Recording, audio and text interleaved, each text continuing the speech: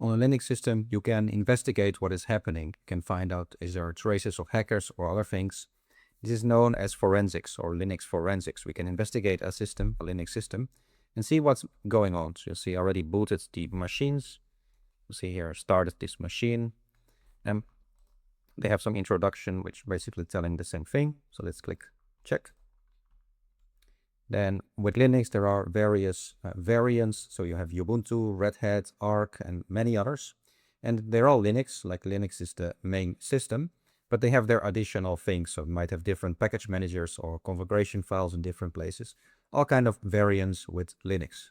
But the tools you learn in this video are the same in all of them. So we have the machine started. You'll see we can run this cut etc OS release. That is going to give you the system information. So if you open the terminal, let's see here, I clicked on the terminal, double click, you can say cut etc OS release, and it will tell you the current system. So in this case, we have a Ubuntu system and it's version 20. And this file should be available on all the Linux systems, so we'll tell you that information. Now there are user accounts. You can always find them in etc password. So if you cut the etc password file, you can find a massive list of users and also system users. So it can be quite massive. So we have the root user, the administrator on the system. So that's the top line here. And you'll see we have some others which have no login. So what we can do is filter this list. We can say grab -v no login from that etc password. And now we get only the ones that can actually log in. Or at least some of them, of course, bin false cannot log in. Or we could simply filter on bin dash. So let's say we cut etc password and we filter on bin dash. So we see the actual users on the system. In this case, we have 3 users. We have the group file. So etc group tells you the groups of the system. A user is always part of one or more groups. So their own group and other groups. So if we output etc group, you'll see we have a bunch of groups. And sometimes users are part of multiple groups. So here we have the admin group and the TTI group. And you'll see this user syslog is part of at least 2 groups. And so that's etc group. You can also view that with the command getEnd and then let's say group. And for example, this ADM group. And you see the group name followed by the users. Now there's another file called the sudo-wars. So this group is special. When a user is part of this sudo group, they can run commands as administrator. So they can run commands as root using the sudo command. So let's see if we are part of the sudo group with the Ubuntu user. You see I can type ID. And here we are part of the sudo group. So let's see what we can run as administrator. And you'll see we can run everything as root user, as administrator. We can do things like sudo omi, enter, and you see we can directly be root. So that's this sudo group. If a user is part of it, they can run things as the administrator, as root. You can find some other things. So let's go to these questions. Which 2 members are part of this audio group? So we can simply do getEnd audio, forgot group. And we'll find Ubuntu and Pulse are part of it. So they ask about this TryHackMe user. We could simply fetch it from the etc password, then grab TryHackMe, and we find his user ID is 1001. So with this grab, I filter this etc password as this massive list of users. And then we have the username followed by the passwords that is now stored in etc password. So you see this X here. Then you see the user ID and some other things like their home folder and which shell they are using. So next they say a shell was started on April 16, 2010. So they want us to take a look at the login logs. So we can say sudo last -f with that log file. And then take a look at 16th of April. So that's 16 April, there was a reboot happening. And probably is not the one they're looking for because this just seems to be. Let's take a look at this other file. We have this log file, the outlog that tells you what things were happening. So we have the May. Might simply look at the last command. So if we type last, we see April 16 again, and probably is one of these. So could be 132. There we go. So 16 April, it was the 132 duration. Now there's a lot of configuration files. So on the Linux systems, you'll see we have this file manager. We can go to the root directory. Now we are in /home Ubuntu. On Linux, the highest level of view is the slash folder, and everything is inside that slash. So in the slash, you can find different folders, and these folders have subfolders and so on. For example, you have this etc folder, and inside there's the file hostname. So in this case, we can output that with cat. We can say cat etc hostname, and it will tell you the name of the system. Now, maybe they have a question about it. Let's take a look. So in this case, they ask about this name in the first question. What is the host name of the VM? Can copy this. They want to know also the time zone, which is another file. I think it's etc time or something like that, etc time zone. Let's see, we find this time zone, Asia Karachi. Again, we can copy this thing. So a lot of system information is stored in that etc folder, and this is simply text files, so you can read them whenever you want with the cut command, and you can of course also edit them with a text editor. Next, they tell you what program is listening on that address, so our 127.0.0.1, that's always your own computer, on port 5901. So let's see if we can find it. So we have some, we run this command and it tells us what is running on the 5901, and you'll see this listening, and the thing that's listening is this xtiger VNC. Let's copy that. So this is the port number. Every application on Linux can communicate with the network or the internet, and they use a port for it, so that the computers don't have to think. They know this port is that application. Every port is linked to a specific app. So in this case, let me just type it manually. There we go. Next, they want to know the full path of this xtiger VNC. Let's see if we can just use the locate command. No. Okay, let's see where that thing is. Probably user bin or something. See, it might be running. So indeed it is running, and we could investigate. We could use the find commands. See where we can find this thing.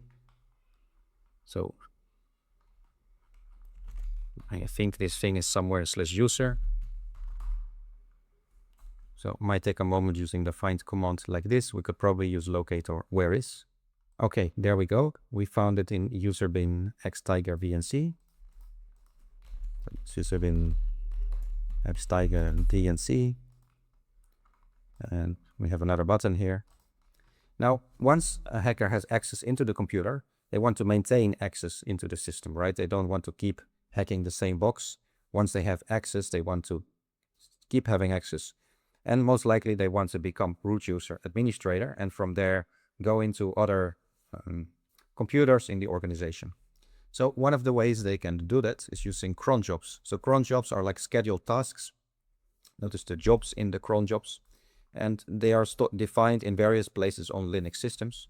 One of them is this etc cron tab. So if we output that, you can see we have here 4 tasks scheduled, and this is just a cryptic definition of the time. So you see the first variable is the minutes, then the hour, day of the month, and so on. And if it's an asterisk like this one, it just means every. So in this case, 4 tasks scheduled. There are also services. So in etc init d, you can see various services that are defined. And they might hide in this file, the bash rc. So every Linux user has their own bash rc file. Let's see if I list the hidden files and folders with the -al. and scroll up, we have this bash rc. Now look what happens if I edit that bash rc. So let's say I edit it with nano just for simplicity. Then I say echo hello. And now open a new terminal. You'll see it automatically runs that line. So a hacker could put a reverse shell or other commands in your bash rc, and then that gets automatically run. So they can automatically give themselves access into the machine if they can change your bash rc. Now the bash rc file, every user has one. So in this case, we have 3 users. We have this Ubuntu user, TryHackMe, and also / the root user. So if we take a look in home TryHackMe, you'll find another bash rc and also in the root user. So to find out if there's any malicious things going on in your Linux system, you would want to check every bash rc of every user. And notice this dot in front is a hidden file, so the .bash rc of every user, and it can have something hidden. But besides that, you might want to investigate this etc init, the services, and whatever is running in etc cron top. So in this case, they say the size of the history. What is the history? Let's take a look. You have the bash rc, and this is something about a history thing. So his size, probably that's what they mean. And this is 1000. Sorry, 2000 probably. There we go. So I didn't read the full question, but it says about the size of the history file, and it's defined here in the bash rc. So let's go on. We have evidence of execution. So there's this file in Linux systems. In var-log, you can find in this folder var/var/log. You can find many different log files. So applications and the computer itself on Linux computers, they store information about what's going on or has been going on with the system in these log files in var-log. So sort of your recording machine that is recording everything that's going on. And there is one file, this alt.log, and it tells you what commands are run as the administrator, as the root user. So if we take a look, we can simply say cut alt.log, and you'll see different things that have been run as the administrator, as root. You'll see here sudo session, and they say here command, the last command, the whoami command. This is probably one I ran earlier. And you'll see we can filter for commands in here. And you'll see different commands that have been run as root. You'll see here user root, and then the different commands that have been run. So they say the user TryHackMe tried to install something. We don't see any apt commands here. We see the Python one and so on. But there's another out.log file. You see here we have out.log 1, 2, 3, 4. So this system uses log rotation, which means that they change the log file once in a while. Let's take a look in this out.log.1 and search for apt. Nothing in there. Let's search for the, you say user TryHackMe. See if there's something there. We can do the same for the other log. And notice there's these other logs that are compressed here. We can extract them. Doesn't let us, so let's do it as administrator. Let's extract those logs. And let's try to search for this apt command in these log files.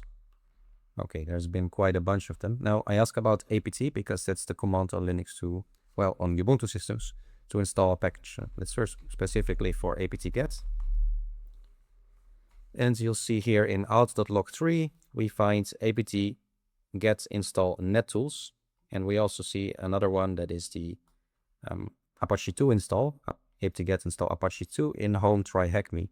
So probably that's the one they want because they ask about user TryHackMe. So let's copy that. And we'll paste that in here.